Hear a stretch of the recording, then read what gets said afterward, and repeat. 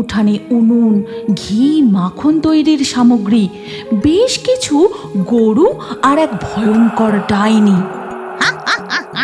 তোরা কেউ আমায় দেখতে পাবি না, আমি কাউকে ঘি, মাখন, ছানা তৈরি করতে দেব না। অনেক দিন আগেকার কথা। লক্ষ্মীগঞ্জ গ্রামের বেশিরভাগ মানুষই ছিলেন গোয়ালা।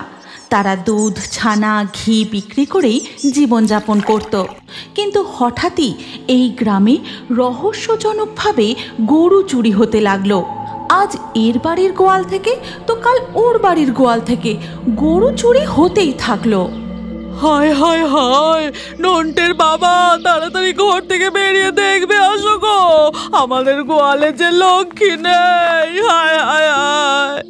এইভাবেই দিনের পর দিন গরু চুরি হতেই থাকলো। অনেক পাহারার ব্যবস্থা করেও আজ পর্যন্ত চোর ধরা পড়েনি। কিন্তু ইদানিং গ্রামের বেশ কয়েকজন নাকি রানীপুর শ্মশানের আশপাশ থেকে ঘি, ছানার গন্ধ পাচ্ছে। হ্যাঁ গো মানিকদা, তবে আর বলছি কি, কালকে লালটুর ঠাকুমাকে নিয়ে শ্মশানে গিয়েছিলুম। কাজ শেষ হতে হতে তখন প্রায় রাত 1:30-2 বাড়ি ফিরবো, ঠিক তখনই হঠাৎ গোটা শ্মশান ঘাট একেবারে ঘি আর ছানার গন্ধে ম করছে। এসব কি ভুতুরে কাণ্ড বলো দেখি। যাকে এবার আমি বাড়ি যাই, বুঝলে?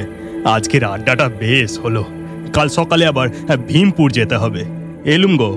এই কথা বলে মানিক তার বাড়ি ফিরে যায়।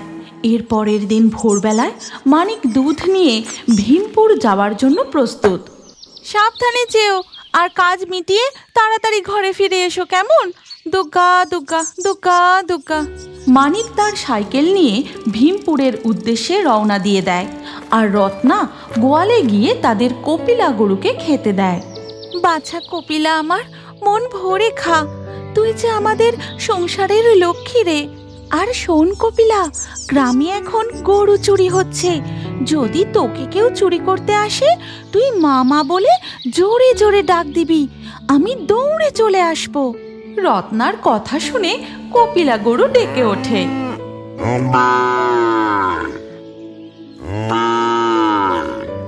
যেন সে তার মালকিনের সব কথা বুঝতে পেরেছে। হয়েছে হয়েছে, আমি তোকে এখন ডাক দিতে বলিনি। এরপর দিন গড়িয়ে সন্ধ্যা হয়। সন্ধ্যাবেলা রত্না রান্নাঘরে যখন রান্না করতে ব্যস্ত, ঠিক তখনই একটা গরু তাদের উঠানে ঢুকে গোয়ালের সামনে গিয়ে দাঁড়ায়। তারপর হঠাৎ গরুটা একটি বউয়ের রূপ ধারণ করে। ও নিতাই খুড়ো, ঘড়ির কাঁটাটা দেখেছ? কটা বাজে? যাকে দোকান যখন বন্ধ করনি, তাও আমাকে 1 কাপ গরম গরম চা দাও দেখি। হ্যাঁ হ্যাঁ, দিচ্ছি দিচ্ছি। আজ দোকানে মেলা খদ্দের ছিল, তা এত রাতে তুই কোথা থেকে ফিরছিস? এই বলে নিতাই চাওয়ালা মানিককে 1 কাপ চা দেয়। চায়ে চুমুক দিয়ে মানিক বলে, আর বলো না, ভীমপুরে এক বাড়িতে দুধ দিয়ে আসতে গেছিলুম গো, কাল ওনার মেয়ের জন্মদিন। এরপর মানিকের চা খাওয়া হয়ে গেলে সে তার সাইকেল নিয়ে বাড়ির উদ্দেশ্যে রওনা দেয়। ওদিকে তখন মানিকের বউ রত্না, লোকটা যে এখনো ফিরল না, কতটা রাত হয়ে গেল, এতক্ষণ তো লোকটার ফিরে পড়ার কথা। মানিক আপন মনে গুনগুন করতে করতে সাইকেল চালাতে থাকে।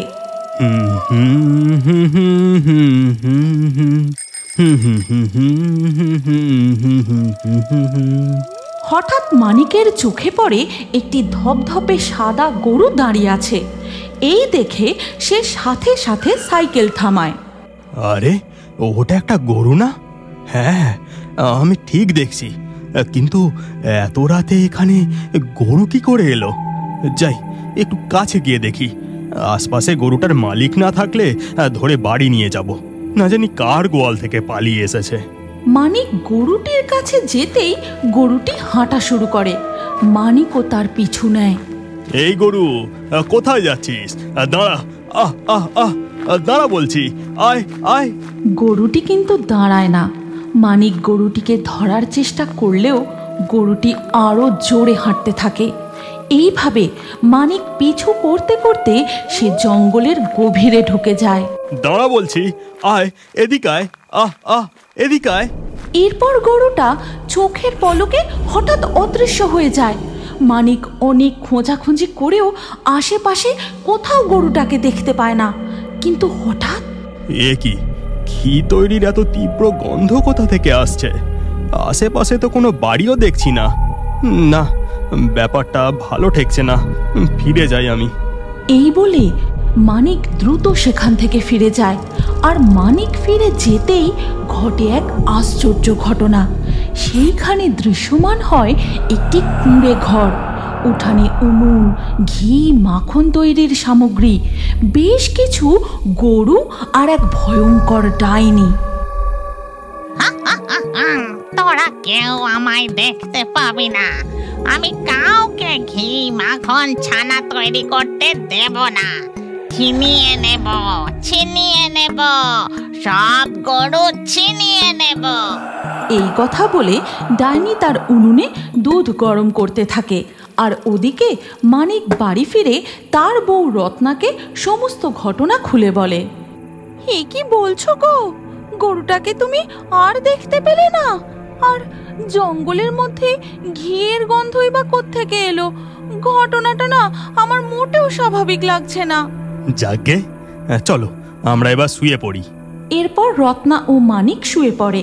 পরের দিন সকালবেলা মানিক গোয়াল ঘরে গিয়ে দেখে তাদের গরু কপিলা সেখানে নেই। কপিলা, কপিলা, কোথায় তুই? কপিলা, কপিলা। মানিকের ডাকাডাকি শুনে রত্না সেখানে ছুটে আসে। হায় হায় হায়, শেষমেশ আমাদের কপিলা গরুকেও চুরি করে নিয়ে গেল। ও যে আমাদের একমাত্র ভরসা ছিল।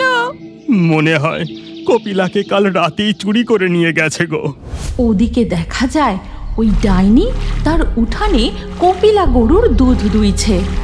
চুপ, একদম নড়বি না, চুপচাপ দাঁড়িয়ে থাকবি। এই বলে ডাইনি 2 বালতি দুধ দোয়ে। তারপর তার উনুনে দুধ গরম করে ছানা তৈরি করতে থাকে। হাটের মিষ্টির দোকানে শুধু আমার তৈরি ঘি, ছানা, মিষ্টি বিক্রি হবে। আমি একে একে সব গোয়ালার গরু ছিনিয়ে নেব।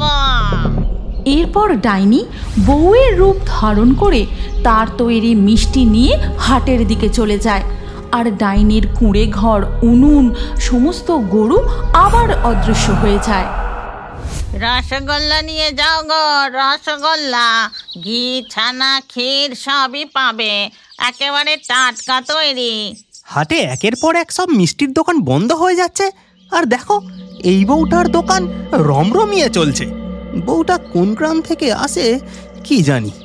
এরপর ঘেটু বউটার দোকানে গিয়ে তাকে জিজ্ঞাসা করে, আচ্ছা বলি তুমি কোন গ্রাম থেকে আসো গো? আর তোমার দোকানে এত মিষ্টি, ছানা, তা তোমার কটা গরু আছে? অত জেনে তোমার কি কাজ বাপু?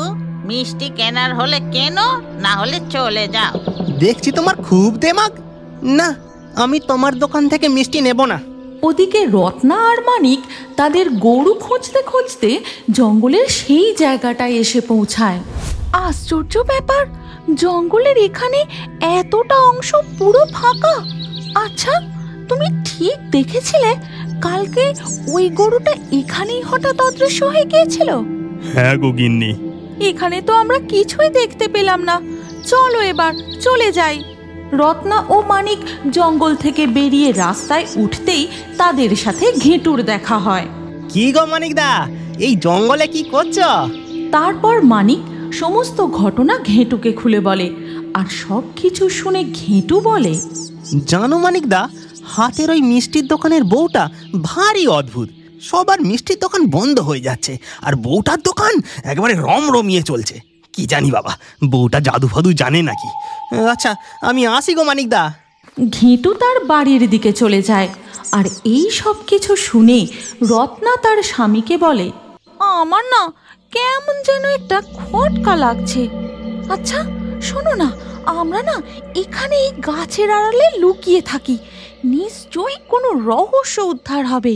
রত্নার পরিকল্পনা মতো তারা গাছের আড়ালে লুকিয়ে থাকে। দিন গড়িয়ে সন্ধে হয়ে আসে। ঠিক তখনই একটি সাদা গরু হাঁটতে হাঁটতে এসে জঙ্গলে ঢুকেই গরুটির রূপ বদলে ডাইনের রূপে ফিরে আসে। তারপর সে ওই ফাঁকা জায়গাটার দিকে চলে যায়। এ আমি কি দেখছি গো, কাল রাতে তো এই গরুটারই আমি পিছু নিয়েছিলাম। হয়তো আপনি জানেন না, আপনি যদি আমাদের গোভূতের কার্টুন চ্যানেলটি সাবস্ক্রাইব করে আপনার নাম কমেন্টে লেখেন, তাহলে আপনার নাম আমাদের কার্টুন ভিডিওতে দেখানো হয়। হ্যাঁ হ্যাঁ, সবাই জানে। এবার তুই চুপ কর, আমাকে নামগুলো বলতে দে। আজকের লাকি ড্রয়ে জেতা নামগুলি হলো দীপশিখা, জয়, অনুরূপা, যিশু, অনিমা, শ্রেয়া, রাফি, পল্লবী, রিয়া, ইয়াসিন, কেয়া, সৌমি, হিমাংশু, সাকিব, পঞ্চমী। কার্টুন ভিডিওতে আপনার নাম দেখতে চাইলে শুধু নাম লিখলে হবে না, আমাদের গোভূতের চ্যানেলটি এক্ষুনি সাবস্ক্রাইব করে নিন। আর স্ক্রিনের উপরে আসা এই পরবর্তী ভিডিওটি চালিয়ে সেখানেও আপনার নাম কমেন্ট করতে পারেন। আজকে আমাদের এই গল্প এখানেই শেষ হলো। দেখা হচ্ছে পরবর্তী ভিডিওতে।